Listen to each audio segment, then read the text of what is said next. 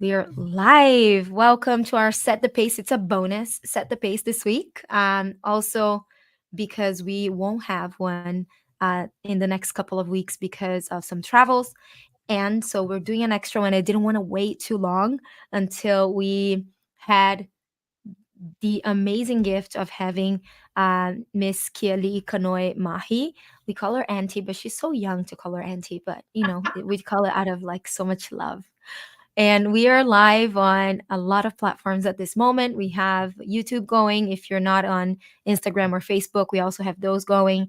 And we have private groups of our teams that also has access to this live. And if you are listening to the podcast, this turns into a podcast later. If you want to see it live, we sometimes share. And today we're going to share some materials for you to have visuals of what we're talking about. You can jump onto the live and access all that information on here. It is a pleasure, of course, always to have my sisters here with me, Susanna and Teddy, Christina. We're here most Mondays. And the reason why I wanted to do this specific special bonus live is to bring a lot of light to what KMR is. And KMR stands for Kealakekua Mountain Reserve, and it is a passion project, especially for Auntie. And we've been following this since about 6 years ago. For me, was when the first time that I went up to Kealakekua Mountain and planted my sandalwood tree there with my children, and we got to look at it just about a few weeks ago. Susanna and I were there, and all the ideas and the dreams came to fruition where we asked to have an opportunity to camp out there. First was like a camp, right? And then it became a glamp. So, and we're going to talk a little bit more about that experience, which was incredible. And just to see the area that was all nothing when we got there 6 years ago, right? This is back in 2018, 19, I think 18. We were planting the first seeds and it was flat. And when we went there just a few weeks ago, all these trees are huge and you really see what's happening. So I want to thank Auntie for saying yes to this invite, and she is the head of Hikiola, which is a nonprofit, and it is located in Kealakekua on the Big Island of Hawaii, and it is all about educational engagement with the community, and what specifically Hikiola focuses on, which is the project of KMR, is native plants, reforestation, and aloha aina. Right. So welcome, Auntie. Share a little bit about this passion project of yours. Aloha mai kako. It's so good to be with you all, and I'm just honored to be amongst such wonderful women, and I'm sure there are men tuning in too. So mahalo nui yaoko. Thank you, everyone. Kealakekua Mountain Reserve um, is just a wonderful, magical place for me. I live at the bottom of that land segment, so by the ocean of that land segment, and I work at the top. And and it's just a wonderful blessing to be in the native Hawaiian forest almost daily and bring people there and share the wonderful reforestation efforts that are happening there. Um, for a lot of people, um, there to me there's several levels.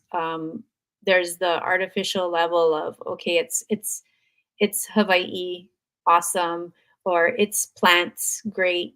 um, but there's a deeper layer of like what Pam was saying, of aloha aina there, and and trying to address the generational trauma that has happened through the years with our native Hawaiian people, and not only restoring the forest but restoring our health as people, as humans, and whoever else wants to participate. I believe that when you plant trees, uh, or help restore the aina, it helps you as well. My husband's heading out. Sorry. My husband and her husband is so awesome, and he looks so healthy. His story is so amazing too. What you have been doing together, it's so inspiring. It's restoring everyone's health. But that's Kealakekua Mountain Reserve, and Hikiola is like the DoTerra helping hands to DoTerra. Hikiola is to KMR, Kealakekua Mountain Reserve. So I'm the sole person, the sole member of the nonprofit that does the educational outreach around the reforestation. So I'm really extra. I feel like I benefit doubly because I get to work with our community and our children, and also with KMR's wellness advocates and everything that you guys do. So that's kind of what we're doing in a nutshell. That's beautiful. So, just to fill in, some of our friends that watch and sometimes listen to this, they are a little familiar with our company, and doTERRA is my partner, is our partner. We all work together here. I got the opportunity, and it's an honor to be a founder of the Brazil market. And what that means is it's just I'm so committed to what we do, especially in where I'm from, right? My Where I'm from, Brazil, my heart, I feel like my heart is part Hawaiian, though, with all due respect to our Hawaiian natives. I feel like my heart is truly connected to this land. But then at the end of the day, we are all connected regardless of any borders, right? So the co-impact sourcing is something that really was so attractive to me. It really spoke to my heart because um, along with supplying the highest quality, not only essential oils, it is the highest quality essential oils. We are the largest essential oil company in the world. Our company is committed to also making a positive difference in the lives of the people that make it happen. So we say that it's love on both sides of the bottle, right? Which includes Anti and the KMR project and the harvesters, the distillers, and in this contributes to the local communities. But also, when I was there in KMR and we had the experience to be there for 3 days, the first insight I had was, why couldn't we do this in the Amazon too? So that's why the flyer said, you know what is KMR and what it means to the world, for a few reasons. The first is the Hawaiian sandalwood is an endemic species, right? And he's going to speak a little bit deeper into this.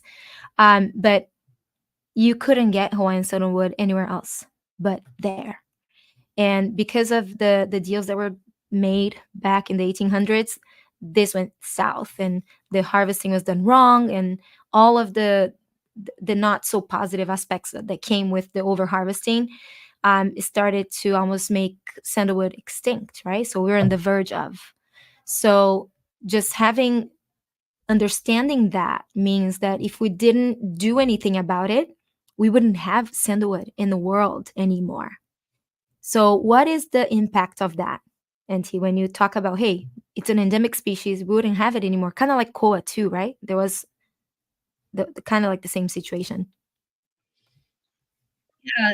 Um, I feel like you know, all over the place there's endemic species, and they're only found there, and it's if it's gone from that place, it's gone forever. And Ilya, he does capture my heart in a sense that, and the one that we plant, and the oils that we share are of Santalum paniculatum, which is actually only on Hawaii Island. So gone from Hawaii Island, gone from the world, and and it's I liken it. I mean, koa is in Hawaii. There are lots of species that are only in Hawaii. I liken it to the birds. Our forest birds have really taken a hit, and I always talk about it. You cannot separate our beautiful native birds from reforestation because that's their habitat. And so, once we lose the bird, you can't make another one. You can't just, it's gone forever. And we just had some species marked extinct. I think what, 5 recently, and there's still some on the brink of being lost. And so all of the work that's being done to restore or save or protect any of these kinds of things is very important work, and it's very serious. And the kuleana, the responsibility, is shouldered by many, and that is very helpful when it's not just one person, but a bunch of people, groups, organizations, and the awareness is out there, the education is out there. Like, what did happen with the Iliahi in the 1800s? It was over harvested. Um, how can we not repeat that again? How can we be more um, sustainable in our efforts? How can we be um, more responsible with what we do in our everyday actions, not only with that, but with everything else that we touch as humans? Like, what are the consequences of me using a certain brand of something? What is the impact that has on another place in the world? Like, I need to know the impact my things have on other places in the world, and not just take care of my forest, but what about other places, so it's just we need to really be aware of these things. I've kind of gone through a lot of I don't know, I'm kind of going in circles. I hope I answered the question. No, this is beautiful. And in our dining hall, I'm gonna share a small snippet of what we experienced back in Kealakekua. But there is this beautiful wood sign on in the dining hall, which is also a cabin, and it says "Ho'olau Kanaka I Katleo o Na'amanu," and the explanation of that was exactly what you just said about the birds, right? How can you tell us what that really means when you talk about ho'olau kanaka? Kanaka is ancestry, right? It can be I mean, I learned Kanaka can be a person, it can be people, it can be people from here. Kanaka can be the Hawaiian people. So it depends on the context. But in this ho'olau Kanaka, you're making many. You're making um, a multitude. Yeah, ho'olau Kanaka, uh, ina leo na manu. Can you repeat the I last part? kaleo Ika I leo kaleo o na na. manu. Oh, that's a beautiful olelo no eo that we chose for our dining area, because we are honoring our birds. Um, every cabin is named after a bird, and then in our dining facility, um, it's a beautiful way for us to honor our manu. Yes, mahalo. Yeah, so manu is bird in Hawaiian, right? We do have a story, right, Susanna, about the pu'eo, and I even sent 20 as a text message. That was protection, 100%. So, Susanna, share a little bit about, like, we got to the place and then we're given the cabins. It's a super glamping situation, though. You want to do a retreat there. Okay, guys, I'm not in Big Island right now. I'm not in Hawaii. I'm actually in Oahu, but I put this picture behind me because take me back there. It was amazing. It was awesome. It was magical. I'm really grateful, and I feel very blessed and honored to be able to be there with Auntie and all the crew. Everybody's so wonderful, and it was just magical. I think that's how I put this way. Coming from Brazil and being, I don't think I could be more Hawaiian than that. On the top of the Big Island, on the mountains of the Big Island, we having this experience, listening to the birds and seeing the birds and planting the iliahi, and just very sacred, very beautiful. My heart was full, and being there with Pam and with other amazing people there was awesome. Yes, we are chosen to be in a cabin because they name each cabin as a bird, and we were in the cabin, the Pu'eo cabin. Our airplane, Hawaiian airplane, was called Pu'eo. So we we saw Pu'eo when we were driving all the way up to the mountains. Yes, so if you don't know We saw Pu'eo, one on the way. Remember that? yeah, we saw one on the way. So, and we didn't know we were gonna be in the Pueo cabin, but here we, I mean, and we got in the cabin. There's this beautiful picture of the Pueo bird, and for those of you who doesn't know, Pueo is translating for owl, right? Oh, mhm. So, Yeah. in many cultures, it's wisdom and protection and very beautiful. Everything was magical, as I said, and we had the best time. The best glamping. I never been a glamping before, but it was a glamping. The bed was amazing. The room was awesome. The bathroom was great. The food, I cannot even tell about the food, was incredible. And and and the service, I mean, it was just so much love. We can really feel the love that they put it in every detail, every little detail. We're just like being, embracing love in the Hawaiian way of hosting, and just everything was amazing, very touching. And they took us all the way up to the mountains, and that was wow. And we were driving the, I don't know how we call those little cars that we have there, and the rain coming. We got all the Totally. seasons, the full adventure. We got the whole thing. We experienced the whole thing, and it was very awesome. Yes, thank you for this chance and opportunity. I can't wait to take people there, and understanding, and people needs to understand that is a very sacred place, very special place, and I truly believe that the island, in Hawaii, they call us to be here. And if you got the chance to go all the way up there, it's because you were calling to be there and experience that magical forest.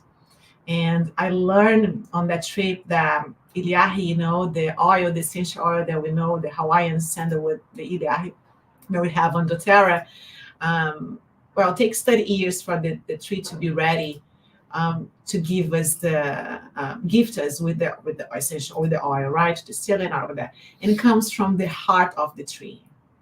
Come on, the tree give us their juice from their heart for us. So it's really awesome. Everything's just awesome. I don't know what else can I say. Can I go No, it's back? so powerful. Susanna would tell me this every day. Can we just stay? Can we just stay? But we have kids at home, Susanna, so we gotta go back. We have husbands, But it is an experience that you do not want to go home, because of that connection. Yeah, And when I drive home every day, I get sad because I have to go back down to earth. leave the little piece of heaven we have up there, and I have to go to real world now. I know it At is some really point, special. I just want to share this. They brought us this beautiful hula dancer with a band, and the smoke and the fire in between was a luau for us, like a private, pretty much luau for us, with amazing food. Everything was awesome, and she was dancing in the smoke, and no lights, right? Only couple lights in there, and she was like, to me it was like, oh, this amazing beautiful hula dancer dancing in the middle of, like, in the forest, like fluctuating in the forest. I'm like, wow, what am I experiencing over here? It was incredible, incredible, incredible. Yes. That is amazing. So, just to go back a little bit on the Pu'eo story. So here, what a beautiful way to. We just made the connection of the manu, the birds, right? And I heard this when I was in one of my courses in India, and one of the teachers said, whenever you hear a bird, it's ingrained in your DNA to know that it's safe, there's life. So, and that comfort, I never heard anybody saying, "Oh, I don't like when the birds sing." So it's just that it's in our DNA, that connection. And Hawaiian Airlines too, um, they name the aircraft. So some of them are named after constellations, and some are named after the birds.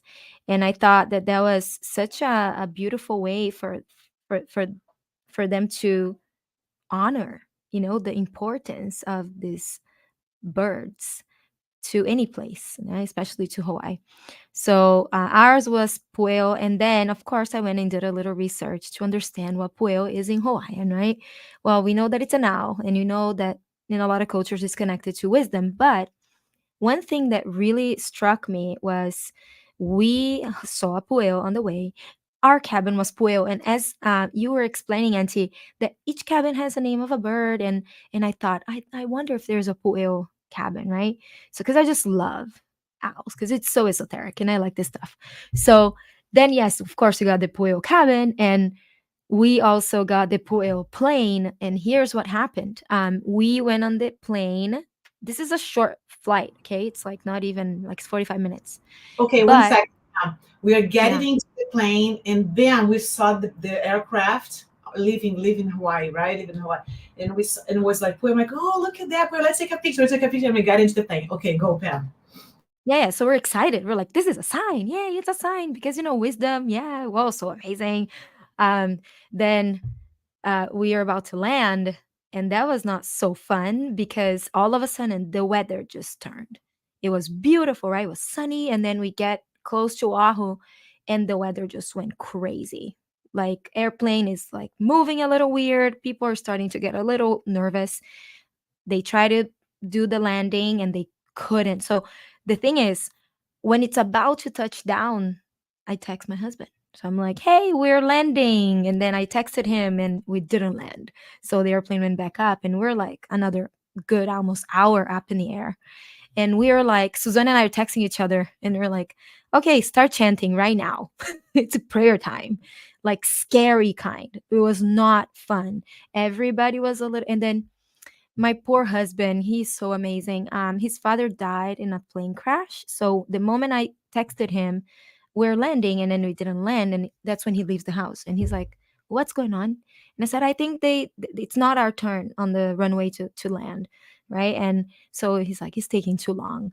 So then he started researching and asking people, and all of the flights had been canceled right after that flight because of weather conditions, because no other flight could land that day. So our plane finally they landed, and I'm like, so then I looked it up, and then in Hawaiian culture, Pueo was the name that we stayed. I'm just rereading what I wrote here. In Hawaiian, it represents guidance and protection. It represents a Hawaiian ancestral guardian. They also call Aumakua. The Pueo are believed to protect individuals from harm and even death, sent to watch over and protect. And it's also considered the bringer of good luck. So when I read that, I was like, okay, thank you, Pueo. Like, I don't think there are there's coincidences. There's just the signs that you decide to connect and you know be with it. So that was really, really powerful. So there's a lot of power everywhere in the world. And then the connection I made to Brazil was, the same happens. The native people, the native species, and we do the copaiba harvesting in Brazil, and I got to go there. Was such a gift as well. So this got me inspired to think, and I've already shared this with a few people that do organize this part of the co-impact sourcing. I said, hey, we can have this model work in other countries. And if it works in Hawaii, and let's be honest, Hawaii is probably one of the most difficult places to make this work. It is pricey, it's not cheap, and it is far. It's not a very close destination to a lot of people, right? Except Asia. But so if we can make it work in Hawaii, we can truly make it work anywhere. And that was my talk, with them. And they said, yeah, absolutely. So just so you know, Auntie, this is paving the way for a lot more to happen that will benefit incredible. Like the amount of goodness that I see coming out of it is, I have goosebumps like chicken skin right now. It is infinite, of connecting the culture, the traditions, and respecting, honoring ancestry and cultural practices. Like, this is amazing. This is amazing. And then maybe I can take this back home. Wow. That's why I was there, you know? So the message was loud and clear when we were there together. So That that was really, really special. that makes me really happy to hear that. I'm so happy to know that, um, again, things on a surface level versus taking it deeper and making it more meaningful. And that, gosh, if this could be replicated elsewhere in the indigenous with the indigenous people or places, people of different places, that would be wonderful. Mahalo.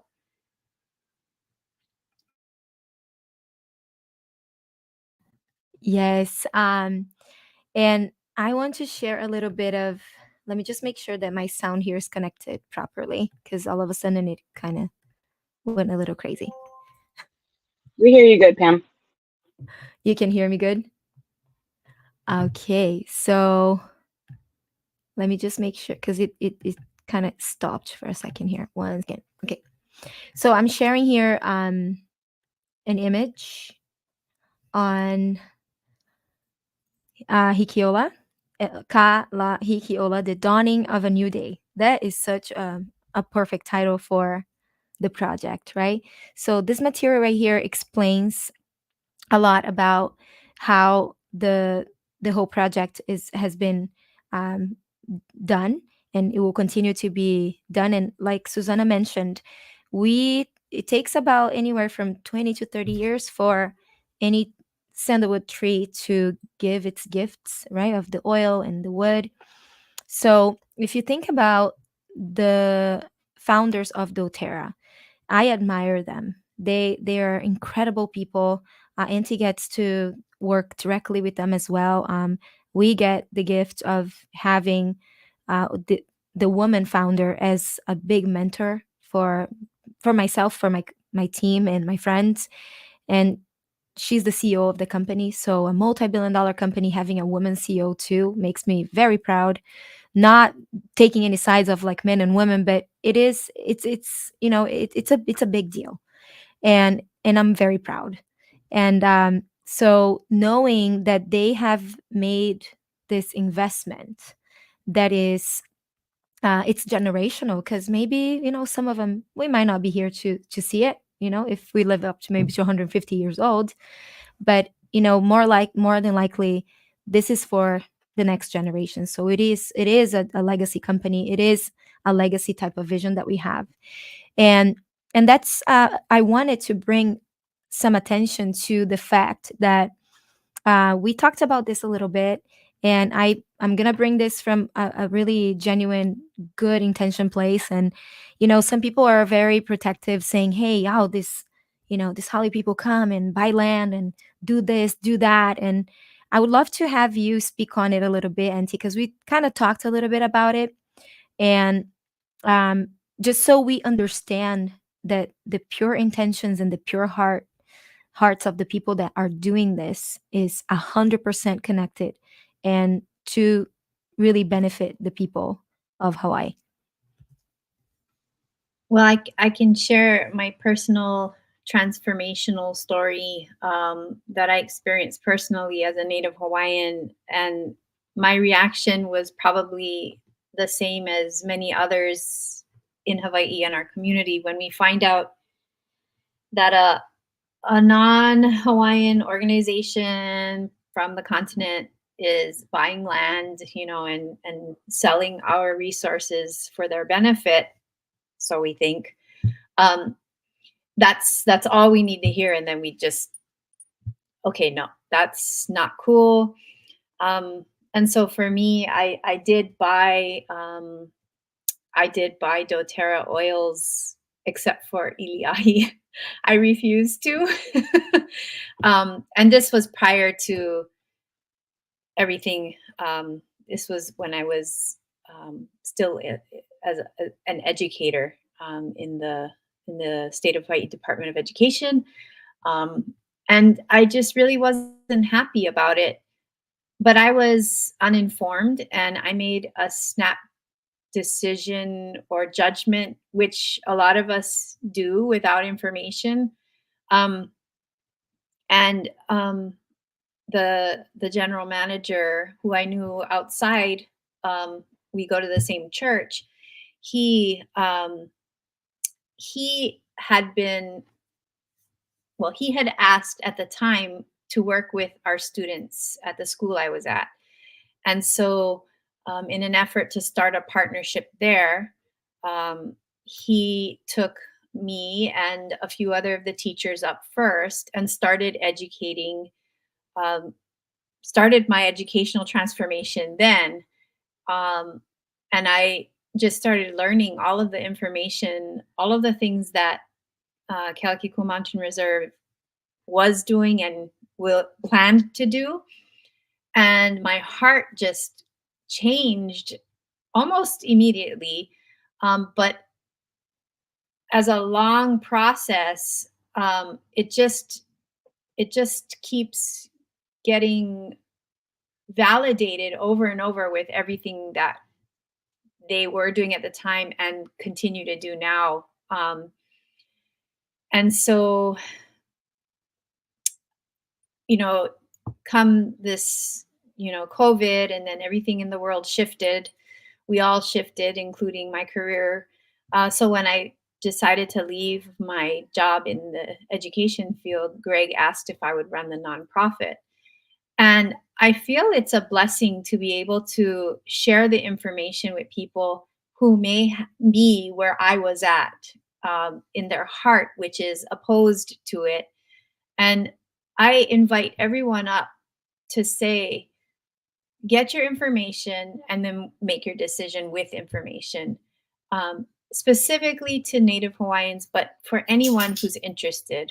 Um, and and with that information and on knowing, first of all, how many plants are being put back in general.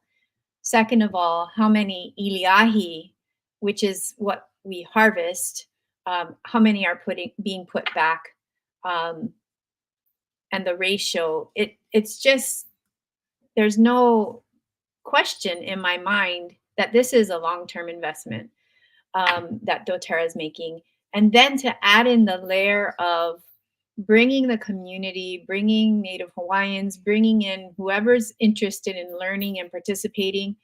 It's not just taking oil, sharing it with the world, and putting back trees, but also including the community participation and outreach.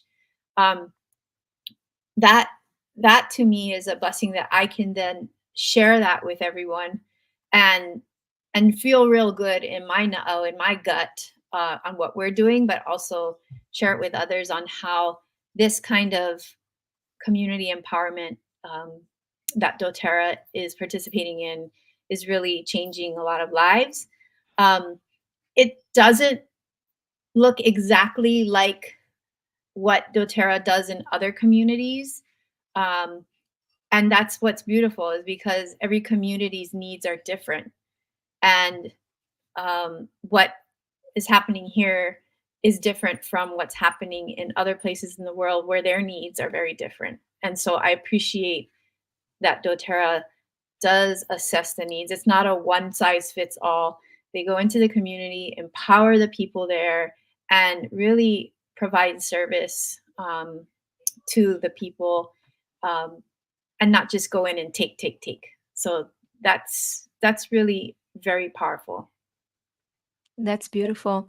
And that's so amazing. I didn't know that you wouldn't buy Iliahi just because, right? Because you didn't know.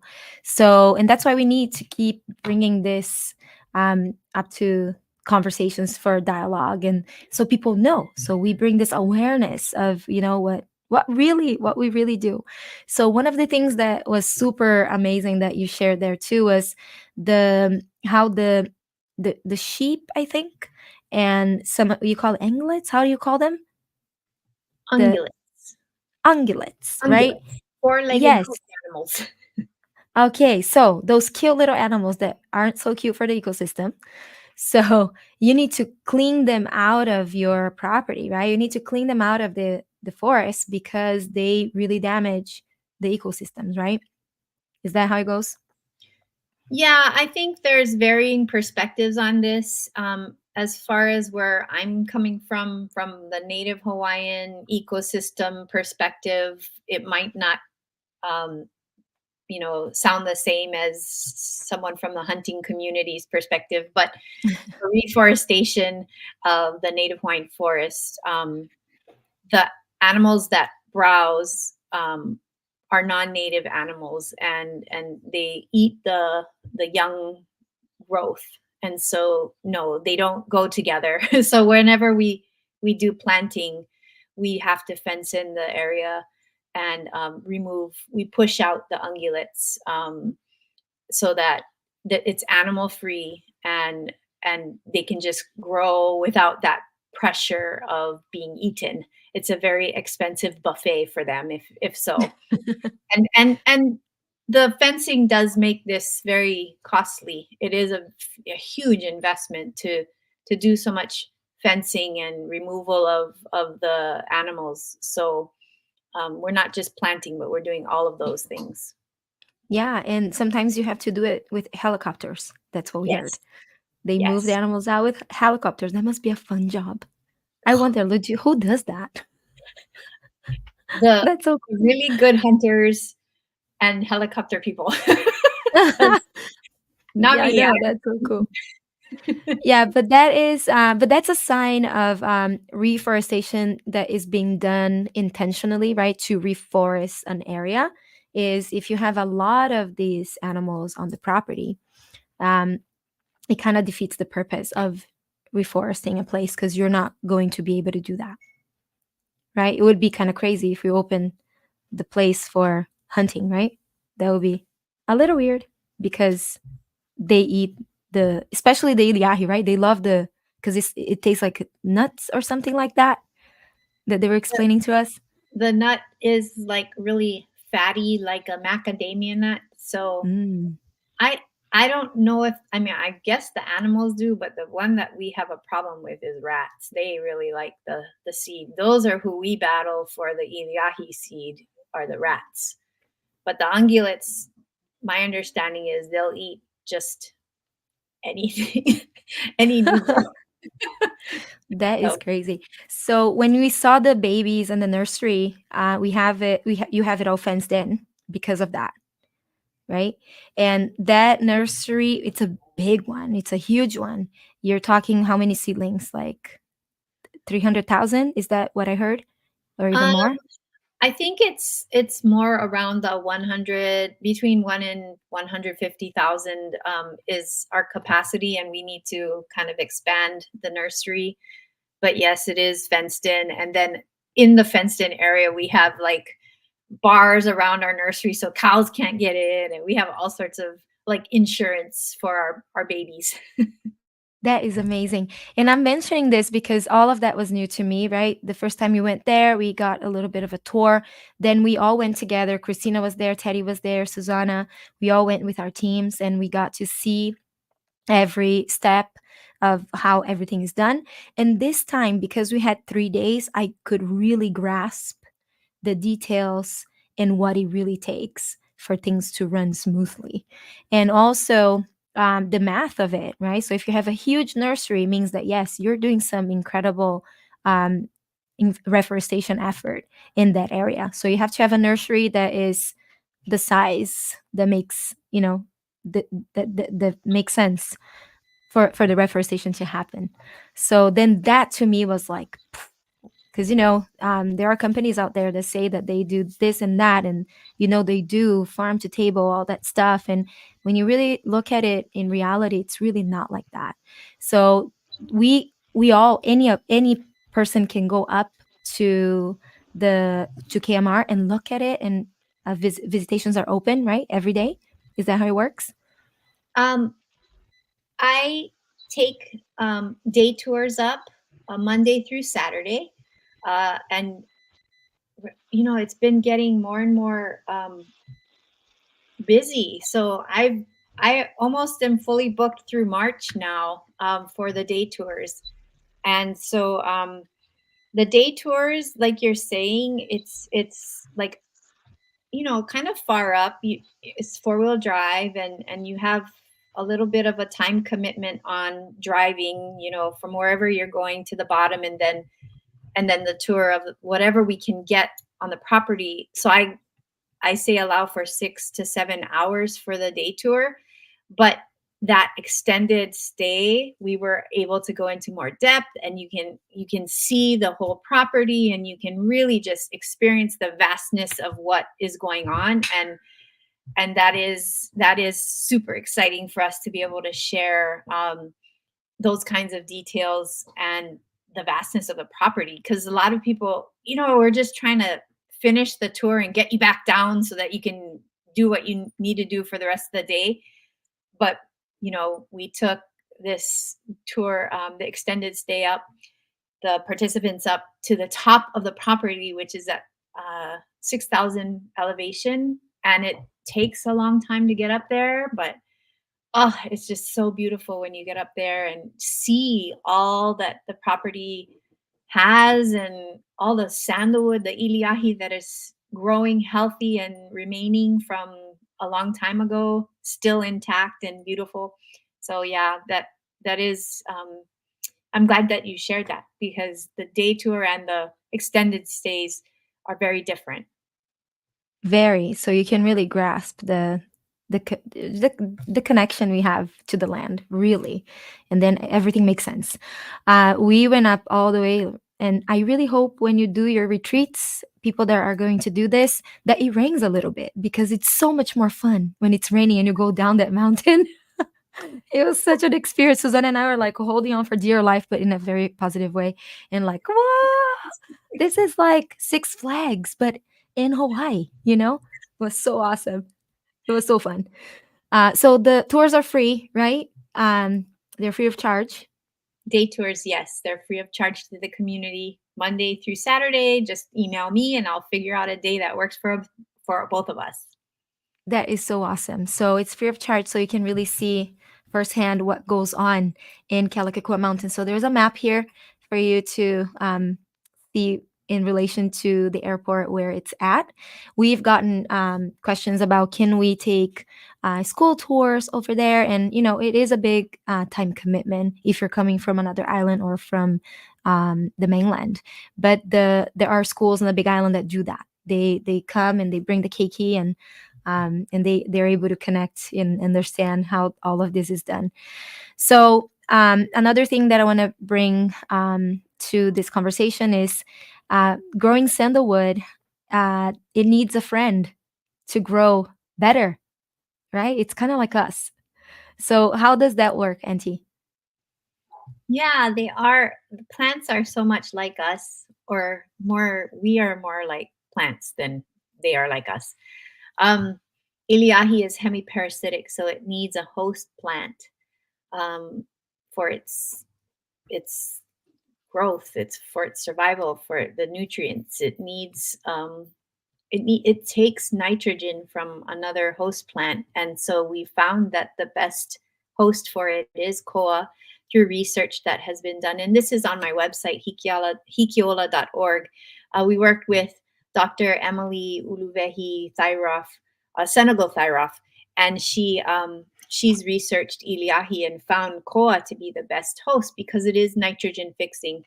And so, we see differences in iliahi that, for instance, is planted as a small seedling next to another small seedling koa, and compare the growth rate of that iliahi to an iliahi seedling that's planted next to a fully grown, fully established koa tree.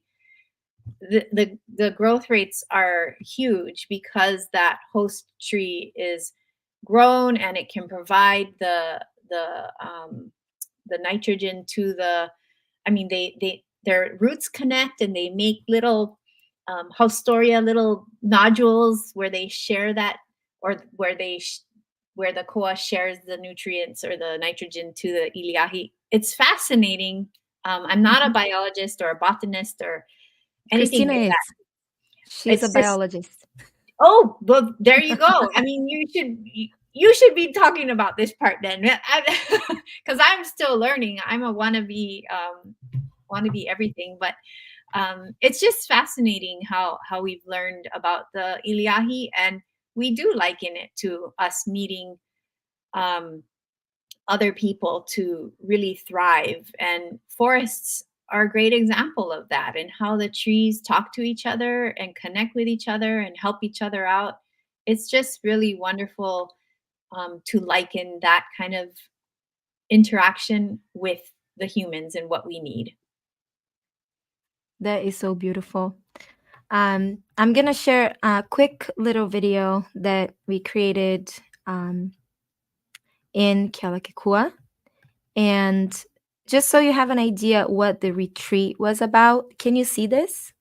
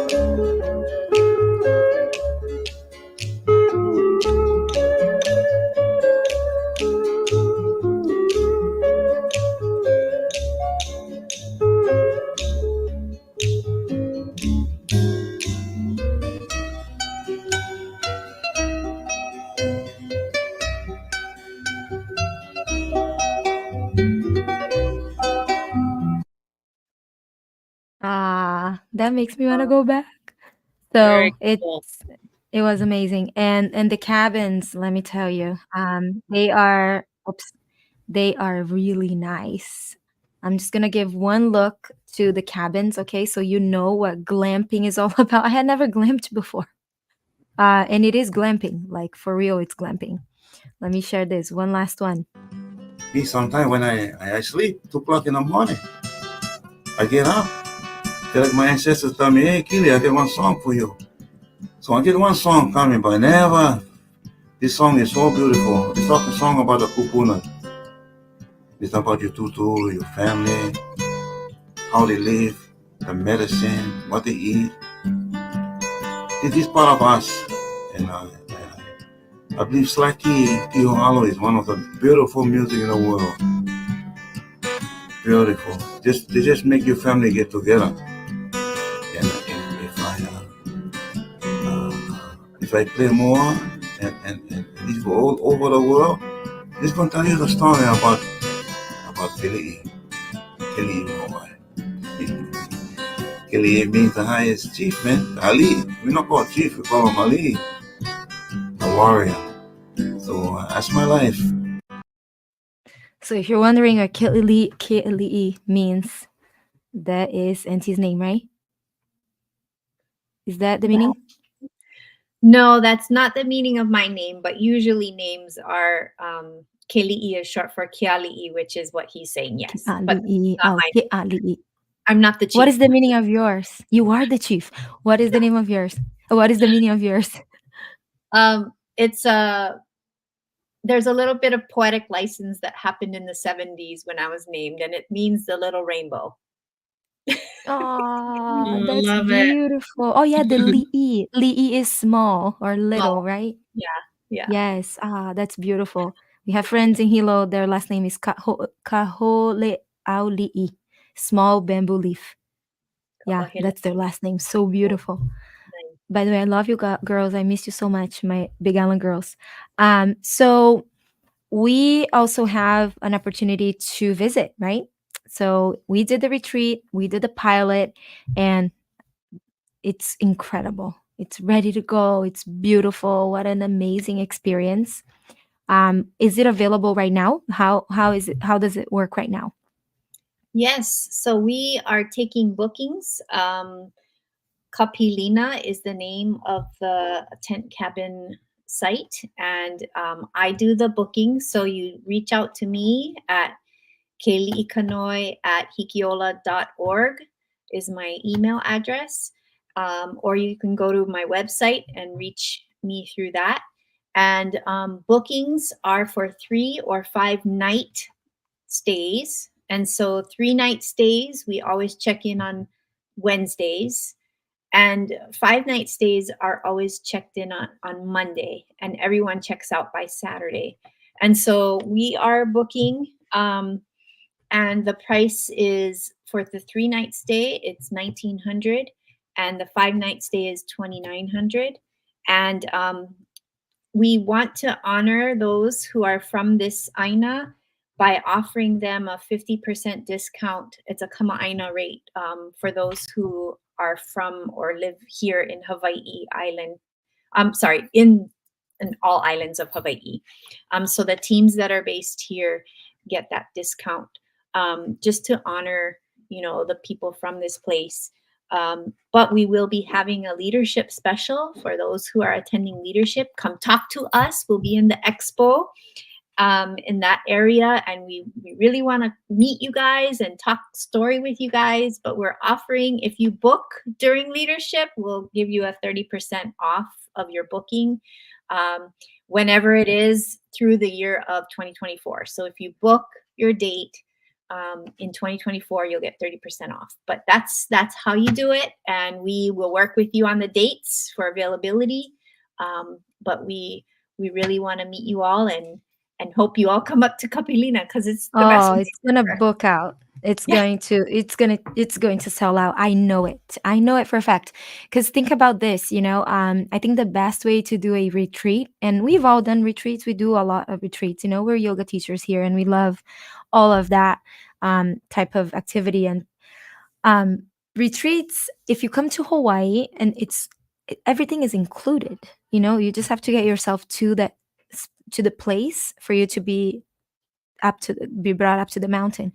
So I think if you think about it, that is the way of doing Hawaii. So if you really want to know Hawaii the real way, this is the way.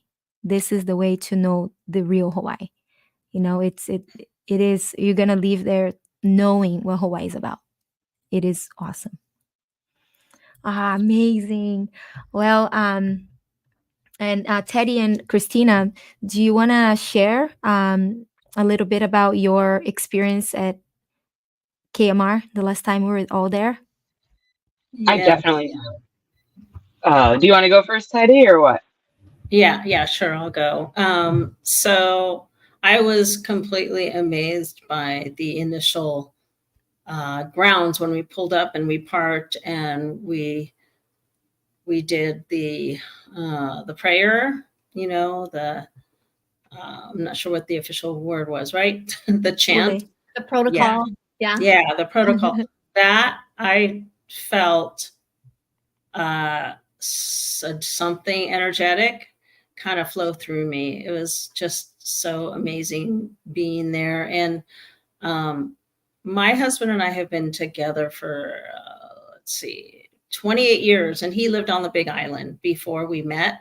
So we were constantly going there, a lot in our early days of marriage, and our kids were younger, and they have a lot of memories going over to Kona and, hanging out mainly on that side. But it's like, now I have this new nugget that I want to bring my kids there, and my husband, they need to learn about that, the KMR. It's very, very touching. And again, like Pam, since we went several years back, there's cabins now, glamping. I mean, that's an exciting thing to do, and again, I did yoga retreats mainly on the mainland. And actually I did a couple retreats at the Kalani, which is on the volcano side, a couple of yoga retreats there. I did some fitness retreats there with Galad, right?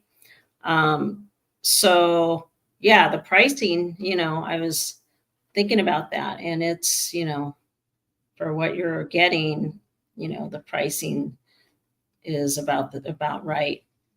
So it is incredible. I feel like it should be more, but hey, I'm not going to do that right now because we all want to be able to do it. So No, and Yeah. get this, one a little not big detail. All of the materials inside the cabins, they are organic. The I asked them for the Sustainable. links of the things because Sustainable. I want my bedroom to be like that, like bamboo sheets. There is something called the furry friend, which is like this nice warm little furry friend that you get at the end of your day to sleep with it. It's like, guys, Is it for real. alive? Like, no, it's a dead one. But Okay. no, I'm joking. It's not even an animal. It's a water. Oh, Hot water What is bottle. it called? Yeah, it's a hot water. to keep you warm. Yeah, it's a water bag. But then it has a furry thing on the outside, Oh, and you just want to hug it all day long. Yeah, okay. it's every detail. Yeah, Every detail, every little detail, and yeah. hot shower. We got hot shower on the top of the mountains. The deep Nice. And then clean shampoo and conditioner, like Yeah. clean, no chemicals, like because Yeah. it's very, very, very aware of Eco. the Yeah. waste too, right? So your waste goes to a waste station after that, and it's just incredible. Christina, what did you feel when you went to KMR? Well, I have to say, you call me a biologist, and that's totally fine with me. But to make it completely official, my degree is called Earth System Science and Policy.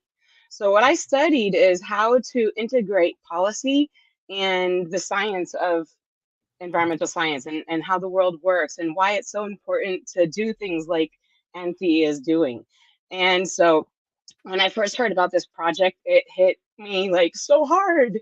And I first met Auntie a couple years ago at Leadership in person.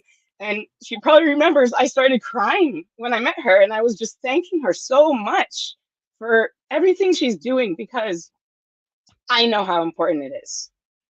And so once, and it's hard for when my background story is that I did have this great career in Hawaii as a marine biologist and teaching people about the ocean and the islands and how they're so important. But then I became a mom, and I took a mom role.